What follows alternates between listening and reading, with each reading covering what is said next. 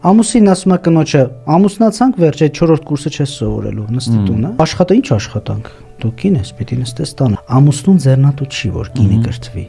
Ուր կրթվի։ Ինքը պիտի կաղման մեջ լինի։ Իհարկե ցանկալի չի, որ լինեն ընտանեկան բաժանություններ, բայց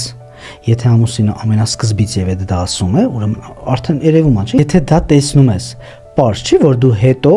Աստված մի առասցե իհարկե, եթե ցանկանաս բաժանվել, չես կարողանալու բաժանվես։ Դու չես կարողանա քո գլուխը պահես։ Ինչի՞, որովհետեւ ոչ կրթություն ես, ոչ էլ աշխատել ես, ու դա իրանց ձեռնատու է։ Սա մանիպուլյատիվ, այսինքն որքան տգետ, այնքան հեշտ կառավարելի։ Հա, ինչքան տգետ, հետո ինչքան տգետ ու սոված։ Այնքան հետաքրքիր մարդը երբ որ սոված է, ասում է ոչ մի բան չեմ ուզում, ինձ մի կտոր հաց տվեք, ինչ ուզեք կանեմ, վերջ։ Հենց մի քիչ հաց ես տալիս, ասում է բան չեմ ուզում, մի քիչ էլ ջուր։ Հետո հացն ու ջուրը տեղն է, ասում է բան չեմ ուզում, մի բնակարան նորմալ գոնե տվեք։ Ու հասկանում են մարդիկ, որ չէ, ես ինչքան շատ տվեցինք, այնքան շատ է ուզում։ Հիմա էլ ասում է կրթվել են, բան չեմ ուզում, դուք փոխվեք։ Իշխանություն լավը չես, կամ դու այս արա, դու նենց արա, որովհետև կրթվել են իրան։ Այս արդեն ձեռնատու չի մնացածին։